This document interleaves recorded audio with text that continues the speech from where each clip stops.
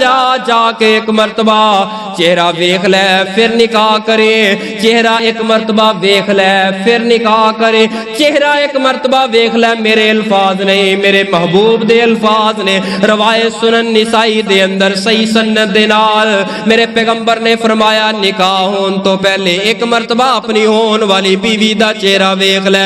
हो सकता है कोई नक्सी ना होए। इतनी बात कर छोड़िए, याद रखना मेरे तुहाडे वास्ते हुक्म भी है वे। असी कहने यार रिश्ता जड़ा ना रिश्ता कीता है, जड़ा रिश्ता कीता है ना अपनी बच्ची नूं साडे बच्चे दे नाल विखा दिओ, एक नज़र वेख ले। तोबा तोबा, मेरी गैरत ही नहीं मानदी, मेरी गैरत नहीं मानदी। पूरा शहर बेपर्दा होके घूम आए, उदों गैरत सुती रहिंदी है, ते जदों सुन्नत ते अमल करना है गैरत जाग पैंदी। और मेरे नबी ने फरमाया एक मरतबा वेख लो।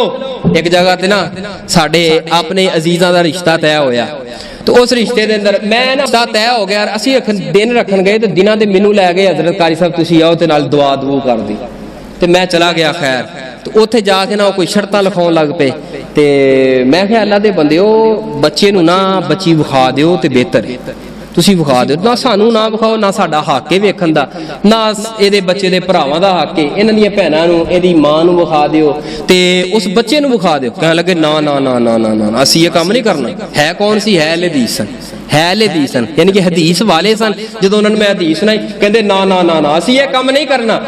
अच्छा एक उन्हें जो बोल के बुजुर्ग कह लगा अगर साडी बच्ची नूं तुहाडा बच्चा पसंद ना आया, मैं इसे वास्ते ते आपने फरमाया वेख लवो।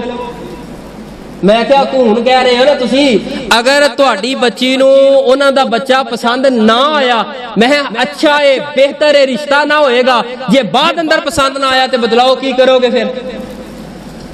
अच्छी बात है पसंद ना आवे, अगर पहले वेख लिया जाए बच्ची नूं पसंद ना आए या बच्चे नूं पसंद ना आए, इसे वास्ते ते आपने फरमाया मुगीरा बिन शोबा अपनी होने वाली बीवी नूं एक नजर पहले वेख लवे।